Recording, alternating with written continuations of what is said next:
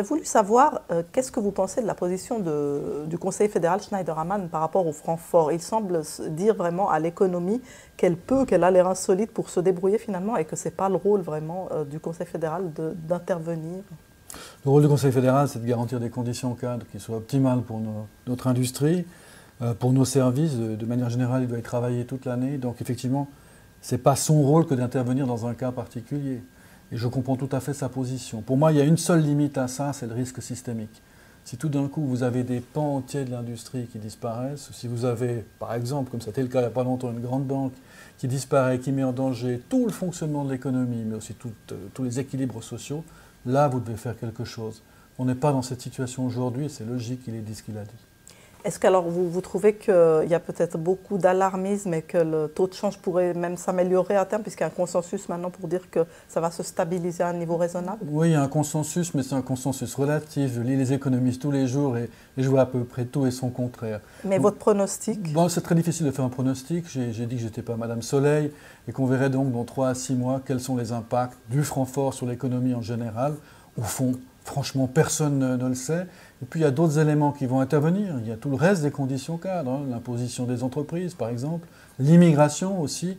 Tout ça, ça joue un rôle dans le débat. Justement, la réforme de la fiscalité des entreprises 3, quels impacts vous pensez qu'elle peut avoir dans ce contexte du Francfort pour aider les entreprises éventuellement? Alors, il faut bien comprendre une chose dans cette fameuse réforme, c'est qu'on a besoin de stabilité. On a besoin de stabilité par rapport à l'Union européenne, mais même de manière plus large par rapport à l'ensemble de l'OCDE. C'est ce qu'on nous demande. On veut savoir quelles sont les règles applicables aux entreprises, quelles qu'elles soient. Mais on veut aussi des taux compétitifs. Oui, mais les taux, c'est une autre chose. Il y a déjà des taux très compétitifs en Suisse, selon les cantons dans lesquels vous allez. On doit avoir à Genève, dans le canton de Vaud, dans le canton de Fribourg et un peu partout ailleurs, Neuchâtel a changé, des taux compétitifs. Ça, c'est une réforme qui se fait au plan cantonal. Le reste de la réforme d'imposition des entreprises se fait au niveau fédéral, où les taux vont rester les mêmes. Oui. Ils ne vont pas changer ces taux-là. Donc pour nous, l'enjeu, c'est au fond d'abaisser les taux pour toutes les entreprises dites locales, mais surtout celles qui n'ont pas de statut, vous avez des entreprises étrangères là-dedans, et puis de faire en sorte que l'augmentation du taux d'imposition, parce que c'en est une, je le rappelle pour toutes les autres, soit pas si forte qu'elles aient envie d'aller voir ailleurs en Suisse ou ailleurs à l'étranger, ce qui est beaucoup plus probable. Pour les entreprises locales pour lesquelles les taux vont baisser, est-ce que vous pensez que ça va les aider à compenser une partie des marges perdues? Certainement. Très certainement, ça aidera aussi à l'emploi. Je pense qu'on peut développer des affaires sur cette base-là.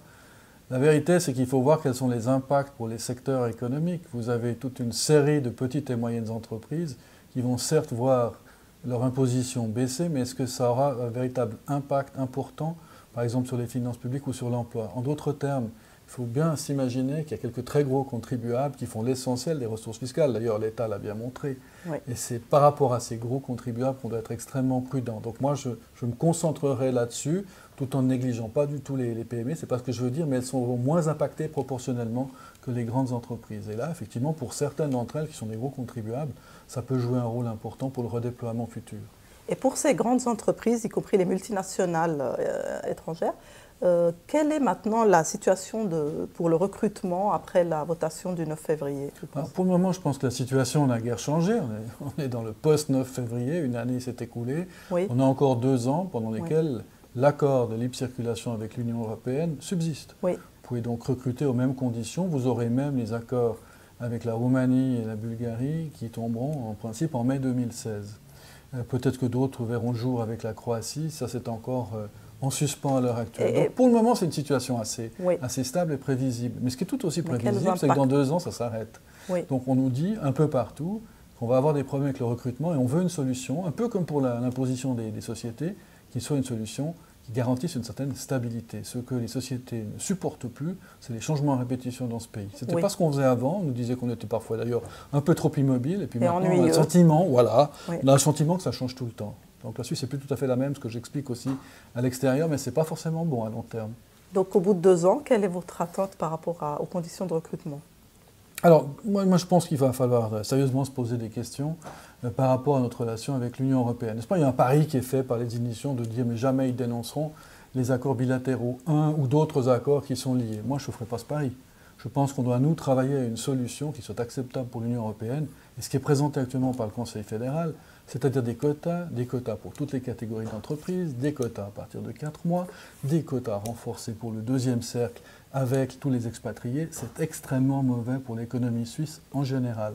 Et on ne va pas accepter ces propositions. Je le dis très clairement maintenant, on va demander autre chose et on luttera aussi pour qu'on ait un nouveau débat politique sur la façon de maintenir les accords avec l'Union européenne tout en contrôlant l'immigration différemment.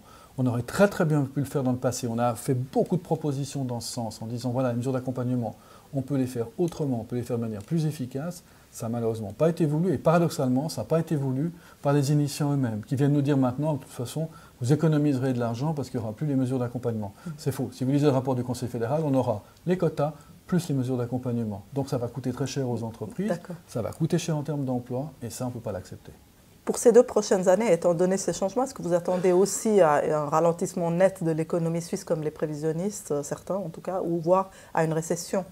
Ce qu'on voit maintenant dans les masses salariales, c'est qu'il y a déjà une stagnation, voire dans certains cas une diminution, mais ça demandera à être vérifié.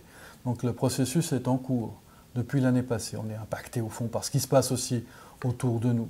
Enfin, c'est très difficile de dire si véritablement on va aller vers une récession dans le futur ou pas. Moi, j'ai vécu déjà plusieurs périodes de ce type et au fond, les choses ne se sont pas vérifiées comme on l'imaginait. Il y a seulement les années 90 où ça s'est avéré exact. Et pendant près de 10 ans, on a dû supporter absolument, on a supporté une véritable stagnation de l'économie. Puis cette stagnation, elle a cessé quand? Quand on a ouvert le marché à l'Union européenne de manière beaucoup plus systématique. Le jour où on a changé notre législation pour en faire une qui soit harmonisée avec l'Union.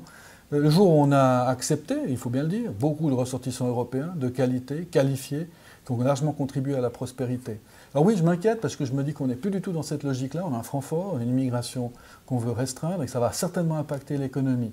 Mais je ne peux pas vous dire que ça sera véritablement ce qui va arriver. Encore une fois, ça dépendra aussi beaucoup de ce que les marchés autour de nous donneront puisqu'on exporte plus de la moitié de ce que nous produisons.